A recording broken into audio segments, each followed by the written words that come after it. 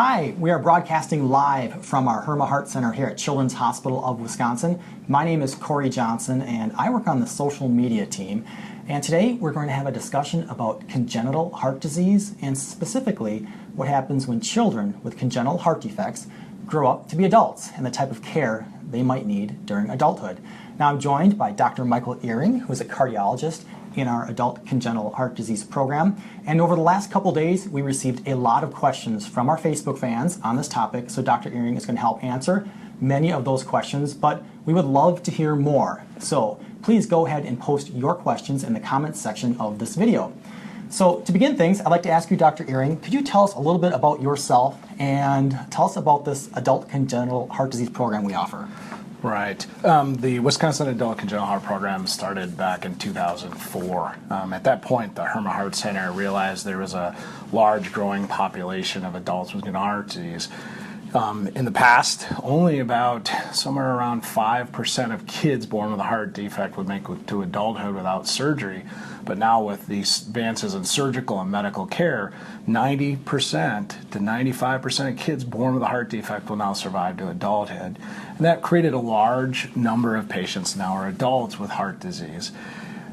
Adult cardiologists are not trained in congenital heart disease. They get 1 month of training. Pediatric cardiologists receive 1 month of adult cardiology training. So there's a gap in the knowledge that needed to take care of these patients.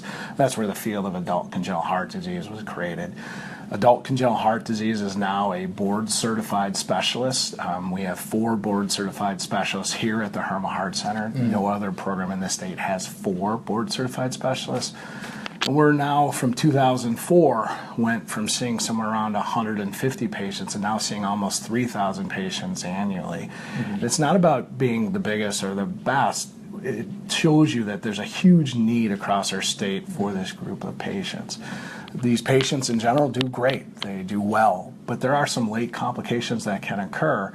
And that's the reason why it's really important that any patient who had heart surgery or heart procedures when they were kids, they need to have long-term follow-up. So if you or somebody you know had heart surgery as a child, it's really important that they get seen in a clinic that is experienced with taking care of congenital heart disease patients. And that's the crucial part of this. And so we're going to answer a lot of questions today, but can you help frame our conversation? For those who are tuning in live right now, what types of questions do you want to hear? What kind of education would you like to provide during today's broadcast? Each and every one of you has a unique history, a story. It's really important. It's hard to answer a lot of those unique cases or those unique questions that go only for you. So we really like to focus on general questions that are like, what happens after the Fontan procedure? What are those adult patients who have single ventricles? And there's a lot of forms of single ventricles. How are they doing? What about exercise, birth control? Why am I short of breath? Why can't I exercise? Arrhythmias, general topics that will help everybody in the audience. And that way we're not focusing on that. All those questions you have are really important, but I really want to make sure that you talk to your cardiologist specifically about that. And so in this circumstance, we can help educate everybody. And I think that'll be a great way of looking at today. Great. Well, let's just jump right into some questions that we've already received through our Facebook page. Now, Beth asked, how do you approach heart care for patients with a CHD, particularly when there is a family history on both sides of hypertension and high cholesterol?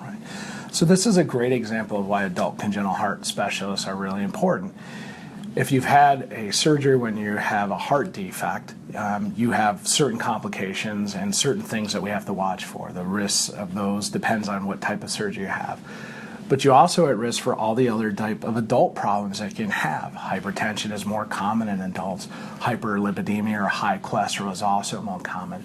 That's what an adult congenital specialist is an expert about. They're an expert on all those things and they can take care of all those needs.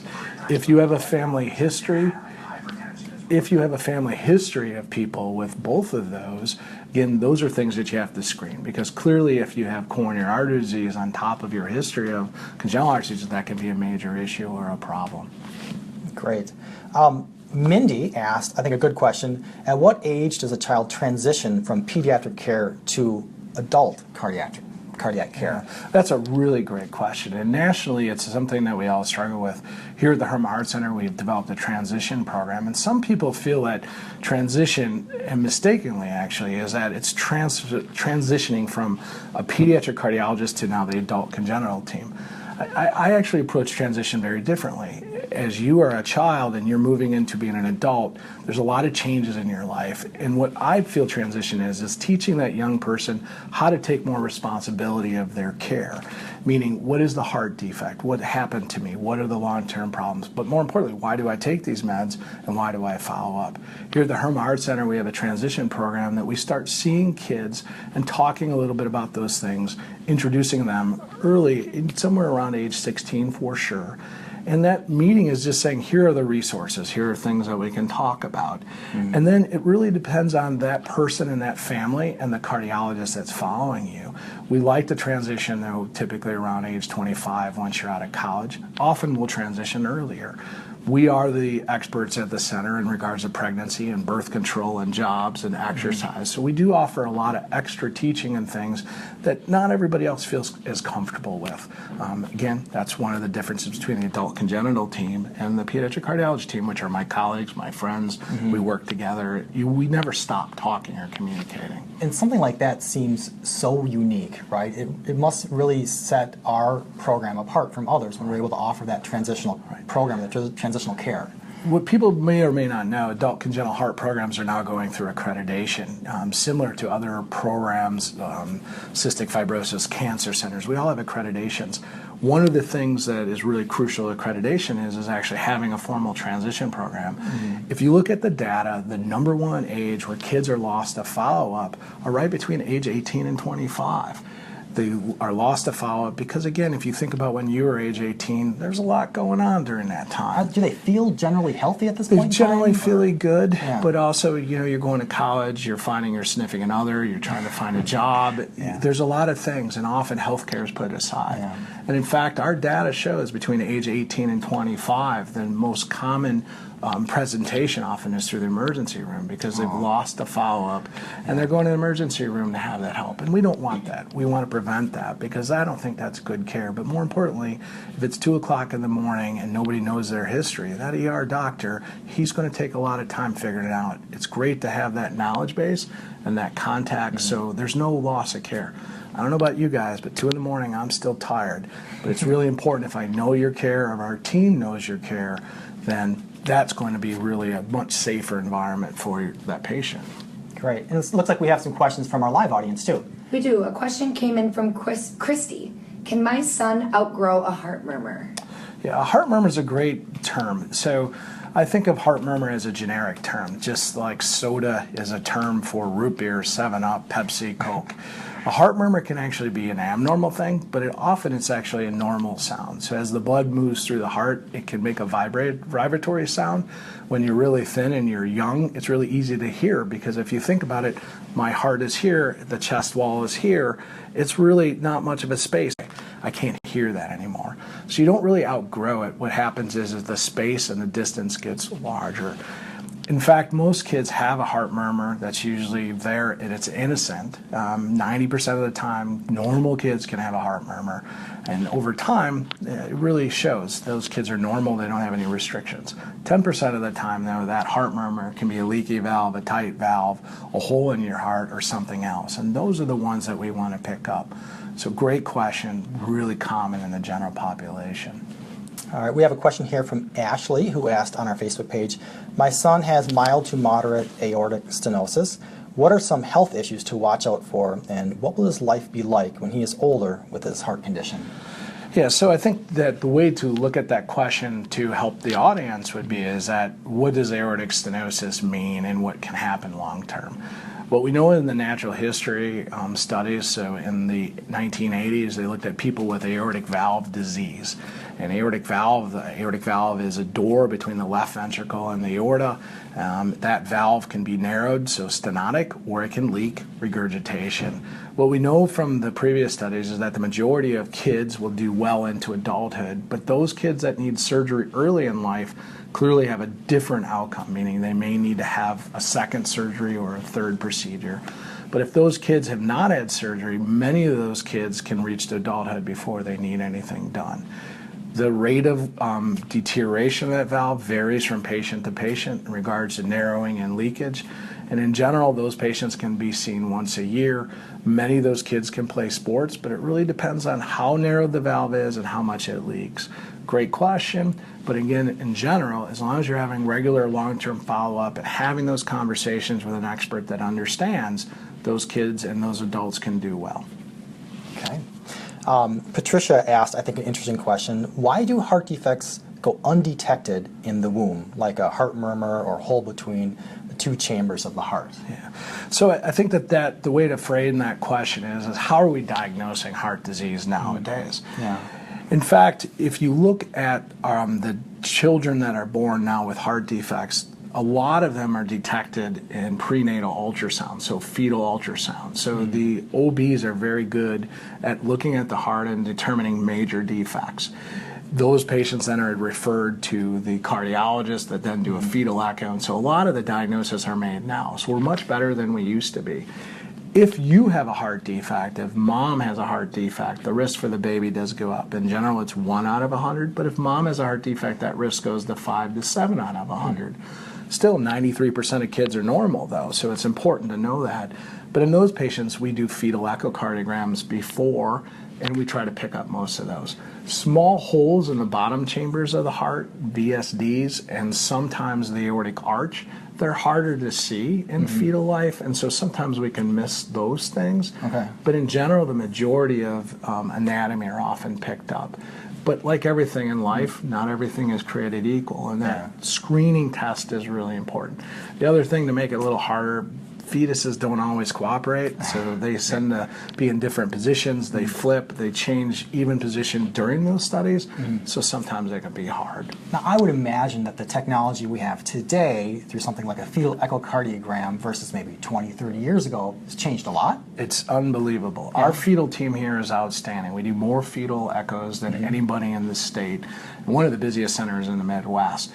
Our fetal team, the 4 of our fetal attendings, that's all they do every day.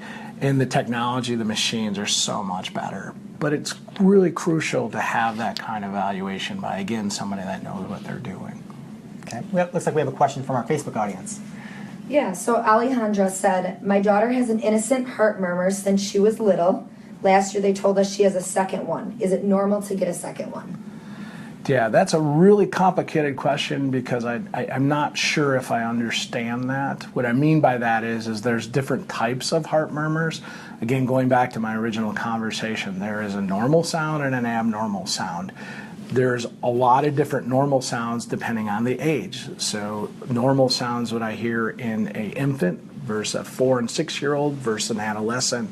Those are all different sounds, and those are what makes it more complicated. Okay. I have a question here from Melanie, and it's a specific question, but I'm wondering if we can make a generalized answer that can help everybody here. She says, my 17-year-old daughter has had issues with irregular racing heartbeat and has been diagnosed with a PFO, but the cardiologist said it shouldn't bother her because of the location. But my concern is that it may not bother a normal person, but she is a competitive gymnast, and the sport is very demanding. So I think the question here is about physical activity and how active the child is. You could look at that question several ways. One is, let's just talk about a small hole between the two top chambers called the patent foramen ovale. Patent foramen ovales occur in 10 to 20% of the normal population. So if I took 100 people and I echoed them, 10 to 20% will have a PFO. And a PFO is in every baby when we're born, we have a connection. Nature has created a connection. You don't have to have the blood flow go to your lungs when you're a fetus because mom's doing all the oxygenation. And this is a bypass hole. It bypasses the fetal lungs. When you're born and you take your first breath, there's supposed to be changes in the pulmonary pressure resistance, and that hole is supposed to close. 10 to 20% of the time it doesn't. And we have 10 to 20% of the population that has this, and they don't know that. You have to take a step back then and say if 10 to 20% of people in the world right now looking around, driving in cars, have a hole, do 10 to 20% of the population have complications related to that hole? And the answer is no. There are some patients, however, that can have complications, and that's where you talking to your cardiologist is really important, because certain patients are at risk. But those patients typically have a clotting problem. They often will have a bigger hole than normal. Sometimes the divider between the two chambers can be really redundant and floppy. That can be a problem. But it's really important to talk to your doctor about that. I would argue there's a lot of gymnasts in the world, and I would suspect a lot of them probably have holes there. But that is really the conversation to have with your doctor. Whereas the physical activity and exercise, we are 100% supportive of those things, and those are really, really crucial to all our patients. Okay. Looks like we have another question from our live audience. Yeah, so Laura asked, my daughter has aortic stenosis and will need an aortic valve replacement. Will children like her or other CHDs, congenital heart defects, be able to have her own children? Or basically, how safe is pregnancy for women with congenital heart defects? Great. That's a great question. And again, this is a great example where the adult congenital program plays a role. We follow somewhere around 50 to 60 women every year that are pregnant with congenital heart disease. We have a multidisciplinary team. We meet with the high-risk OBs, the anesthesiologists, 4 times a year to discuss every delivery before it happens to risk stratify them. The answer to your question is the vast majority of women who have had congenital heart disease or had repair will be able to go on and have successful pregnancy. The absolute contraindications are only a few, but those include patients who have severe obstructive disease, meaning they have an abnormal valve with severe stenosis. Those that have decreased heart function, that's a really important group. Those that have a severely dilated aorta, and those that have severe pulmonary artery hypertension, which is abnormal pressure in the lungs. Those are the absolute contraindications that you look at and in general. And so it's important to have those conversations. More importantly is that it's really important that you talk to your adult congenital specialist or your cardiologist before getting pregnant. And so then you can risk stratify those people that may be at risk or not. Those patients, however, I will 100% tell you, those patients have outstanding exercise tolerance and are able to really feel good when they exercise prior to get pregnant. Always do the best, no matter what heart defect they have. So you'll really hear me always say, if you're in good shape going into pregnancy, you will always do the best. And multiple studies have shown that. So the answer to your question is that yes, most women will be able to go on to have pregnancies, but it's really important you have those conversations before you get pregnant and those discussions. That's fascinating. Laura asked, how can you recognize a heart problem in yourself or your child other than like pain? What should you look for, and what might an irregular heartbeat feel like? Yeah, so again, I understand the concern. What I tell everybody is this, is that going to your primary doctor is really important. You're having a good relationship with your doctor, having evaluations, those are crucial. Other signs and symptoms are suggestive of heart failure, different signs, abnormal arrhythmias.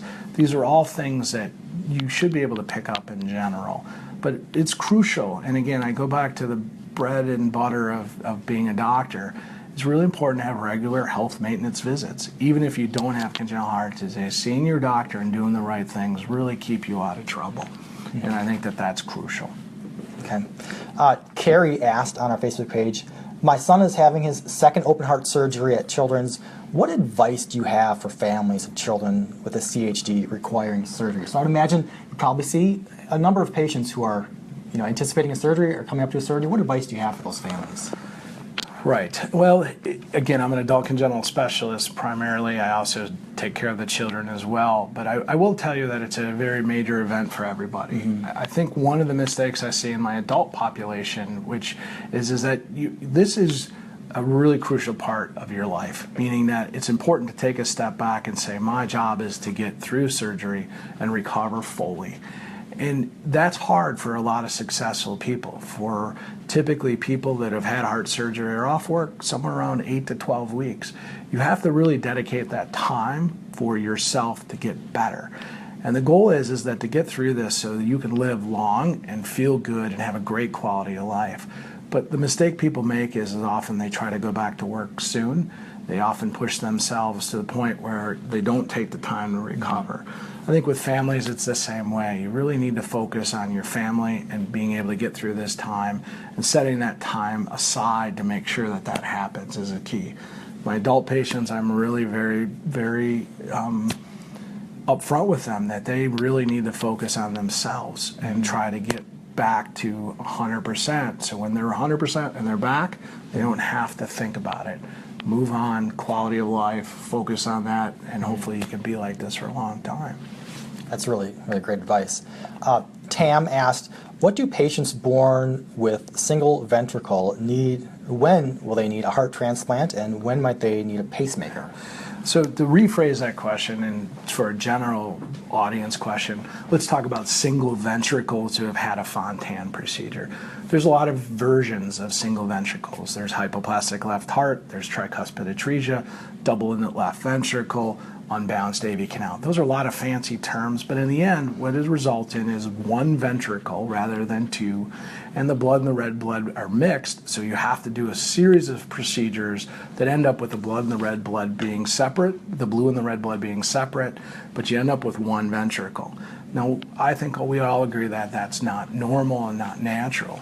What we found is the first Fontans were done in 1971, and we have multiple different versions of those Fontans. And what we found is over time there are a lot of late complications, and those are the things that really are important to know and how to be monitored. Here at the Herma Heart Center, we now have a Fontan protocol where we're following these. These patients can have risk of heart failure. Some do need to have transplants, but there's a lot of variables of deciding when that needs to happen. A lot of those patients have abnormal arrhythmias, and that's another thing that we commonly follow. Most recently, we've started to notice that our patients can actually have some scarring of the liver. The liver is an organ that produces substances that are really important to our body, but it also is a big giant filter, and it filters off toxins of our body, so it's crucial.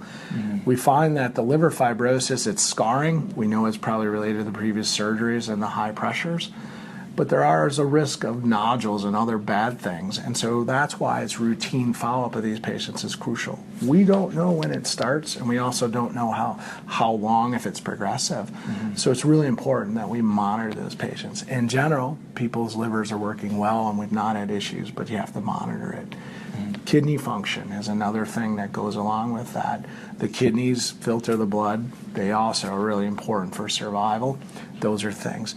So all those things are the reason to come back and have routine follow-up. Your question is a great one, but what I can tell you is that we do have some 50-year-old Fontans, we have 40-year-old Fontans, but the stages of how you become an adult, your anatomy, the different timing of everything is really crucial, and those are the drivers. But monitoring all these other things are really important. Those are crucial.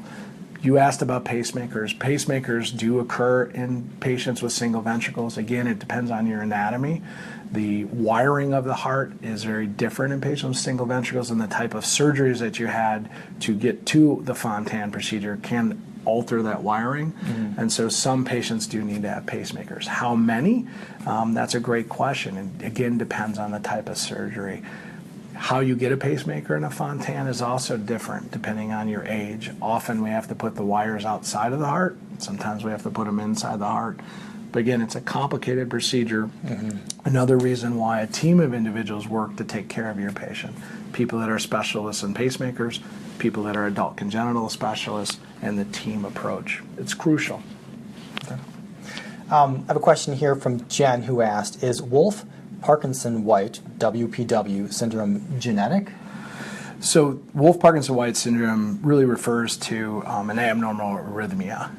There can be abnormal connections that can cause a bypass. So basically your wiring has a short circuit in it, to explain it simply.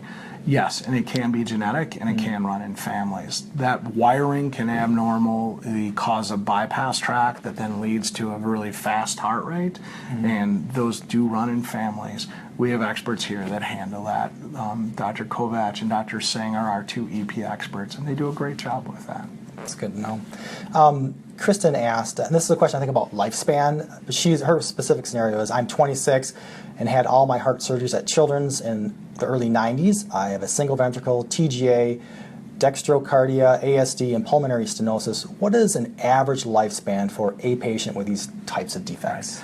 So again, back to the single ventricle question. Single ventricles, again, come in all shapes and forms. You're another example of another form of single ventricles that can lead to Fontans. What I can tell you is that we started surgery in 1971, and so you can do the math. Yeah. We don't have 70-year follow-up. We have 50s and 60s. But during that time from 1971 to now, the type of procedures that we do, the timing of those procedures, the stages have all changed. And so it's a really hard question to answer for you, because each surgical era, each era we have these patients, we're hoping that we make it better. So the kid that we operate on today, we hope they're going to live longer than somebody that was operated on in the 70s. We're trying to make things better. So the answer is the majority of our patients do reach adulthood. A percentage of them do need heart transplants over time. It's not 100%, it's not 20%, it's not 30%, but a group of those patients in each of those do. But again, a lot of our patients are right in that 30 and 40 range, because the Fontans were really done in the state of Wisconsin in the 1970s, 1980s.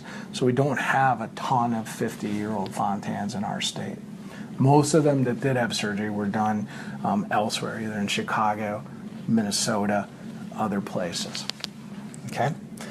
Rosemary on our Facebook page asked, my son has had a Tetralogy of flow repair in March of this year, and she's asking, when will his Winkelbach go away, and or should I keep an eye on it? Yeah, that's a really complicated question to really focus to your cardiologist to discuss with that. What I can tell you is, in general, Tetralogy of flow, if you want to talk about Tetralogy of flow is a combination of defects that have a large hole in the heart, but there's also obstruction to flow to the lungs.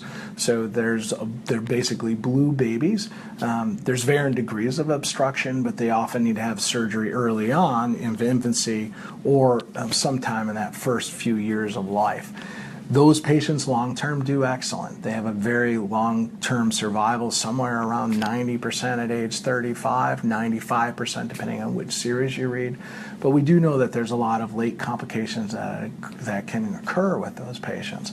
It's the most common cyanotic heart disease we see. So we have a lot of Tetralogy of flow patients. We probably have somewhere close to 400 to 500 Tetralogy of flows that are in the adult kind of age group, and they're doing outstanding. But some complications do occur. Okay. We have a question here from Higgs Ferretta, who asked, transposition of the great arteries, can this now be repaired in children? Yes, so transposition of the great arteries is another term for when the arteries are switched. So normally the pulmonary artery comes off the right ventricle and is connected to the blue blood system. And then on the left ventricle, which is the main pump, it's connected to the aorta, which is the red blood. In transposition, the aorta and the pulmonary artery are switched. So you actually have red blood and blue blood going to the wrong areas. Mm-hmm. Those children are pretty sick unless they have connections that allow the red blood and the blue blood mix. And so early on, that's what drives whether they're really sick when they're first born, or are they sick but they're okay. Today, since 1985, we do a procedure called the arterial switch procedure, where we actually take the arteries and sew them back in the right position. Now you think that's a simple thing to do. The problem is the coronary arteries were also attached to the wrong place. So we had to figure out how to move the coronary arteries to the right aorta. And the coronary arteries are the size of a pen, a tip of a pen. And so it took surgeons a while to do this. In fact, in the 1950s, the first arterial switch was done, but those children died because they couldn't get the coronary arteries in the right position.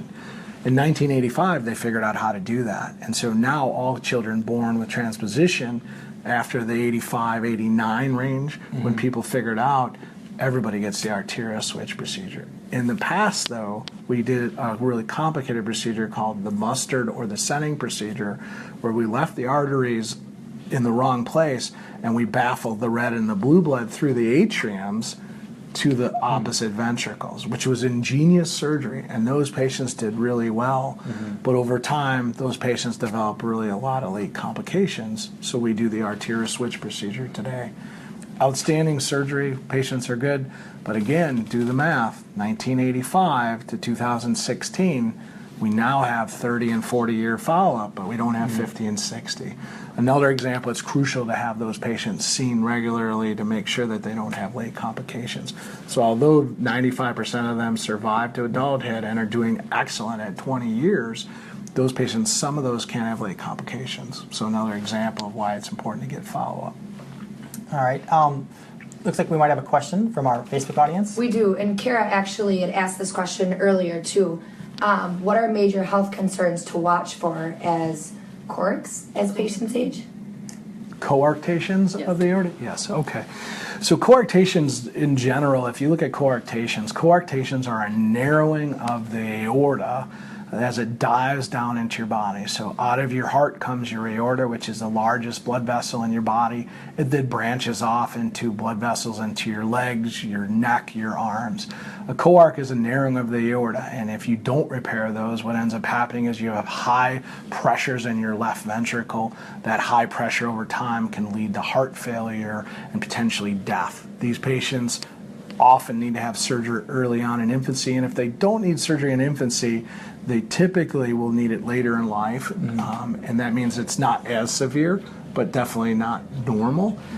After surgery, though, what we know is that there's a high incidence of hypertension. High blood pressure is really common even after successful repair of coarctation, and that's one of the things that we see quite often.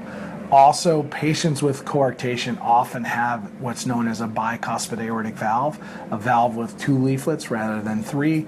A 2-leaflet valve just doesn't last as long as a 3-leaflet valve. So then again, back to our early comments, they can develop stenosis of narrowing of that valve, regurgitation, which is leakage of that valve, and also the aorta, the blood vessel itself, can often dilate over time, and that can become aneurysmal. Aneurysm is a bad term. It scares people, and all it is the aorta gets really dilated, and really at big dimensions, then there's a risk of rupture and tearing.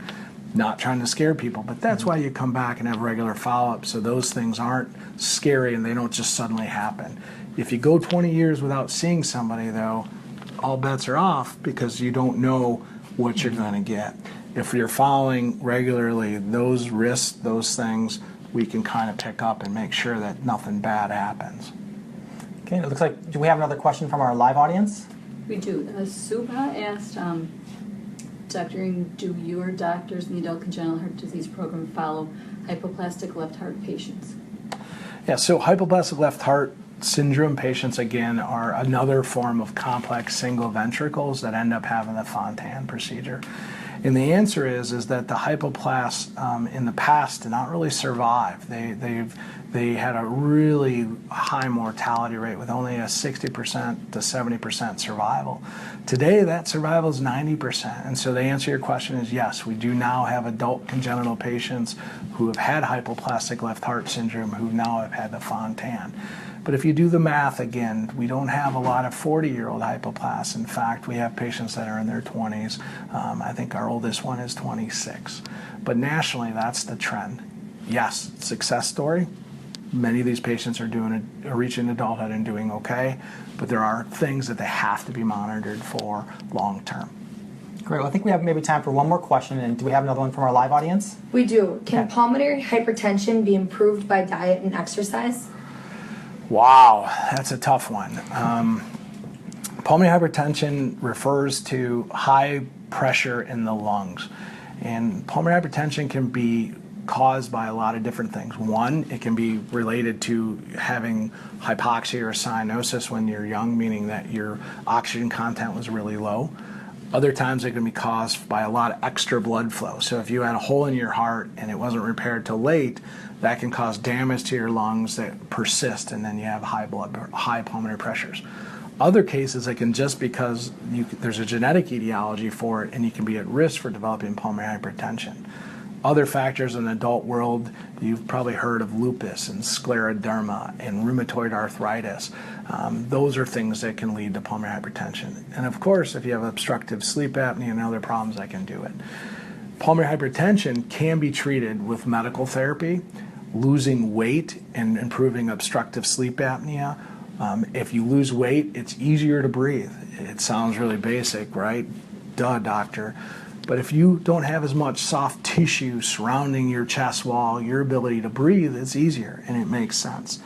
So the answer is exercise and losing weight can help your breathing be better in that setting, and that could make your pulmonary hypertension somewhat better. Often, though, it's all the above. It's medical therapy, treating your sleep apnea, trying to lose weight, trying to be more active. Even my sickest patients, if you walk and you do some exercise, you're better than those that didn't. And that's 100% across the board. They've done studies in elderly and looked at those that are in nursing home. And even exercise and a stretching program in those patients show that they have better quality of life, better mobility, better flexibility, and they do better. So everybody can do physical activity. And one of the really important differences, and not trying to get off this subject, but people think that exercise means I have to go run 3 miles. I don't like the term exercise because that's trying to get ourselves healthy. We're trying to then train to be better. Physical activity is anything we do that we do for 20 to 30 minutes without stopping, trying to get our heart rate up. Everybody can do physical activity. You may not be able to run 2 miles, but everybody can do physical activity. And it's a big difference between, if I say you can't play competitive sports, it doesn't mean you can't run, jog with your friends, play basketball, go walking. And I think people get that confused. So physical activity is anything we do to get our heart rate up for 20 to 30 minutes. Exercise is training, purposely training to try to improve our heart rate and our pulmonary activity or our health. And clearly competitive athletics is the third level, which is we are competing, we are trying to win. There's 3 different areas there. Everybody can do physical activity. Most people can exercise. Most people can do competitive athletics, except with a few exceptions. Okay. Do you have any final thoughts as we reflect on all the questions that we answered today? I think there's some really great questions, and I think you offered a lot of great advice. Anything we missed, or any final thoughts you want to? I think that the 3 major points do I always tell everybody, and I've been doing this for 12 years, and we now follow over 3,000 adult congenital patients in our program. I've learned a lot, and I've learned from you, and I appreciate that. But if you or somebody you know has had a heart defect and has had surgery or procedure, it's really important to get lifelong follow-up. You go to a center with pediatric cardiologists that are well-trained and experienced. When you're an adult, why would you go to anybody that doesn't have that same experience? That's where adult congenital programs come in. If you have, or you or somebody you know has heart defect, please, please, please go to one of those centers and get follow-up. Our goal is to keep you healthy, a great quality of life, and the best way to do that is have regular follow-up throughout your life. Number 2 is experience matters. Those centers that are really busy, that have a huge team to take care of people with congenital heart disease, they do a better job than those that don't. And remember, all those different complications that you can have doesn't mean you're going to have them. In fact, most people do great, but you want somebody that's able to pick up those subtleties early on to kind of keep you healthy. And those are really the biggest things I have. That's really great, Dr. Ehring. I really appreciate your time. And for those who want to learn more about Children's Hospital of Wisconsin, our Herma Heart Center, our Adult Congenital Heart Disease Program, or the team, including yourself, you can visit our website at chw.org. So thank you, Dr. Ehring, and thank you, everybody, for joining us during today's live broadcast. Thank you.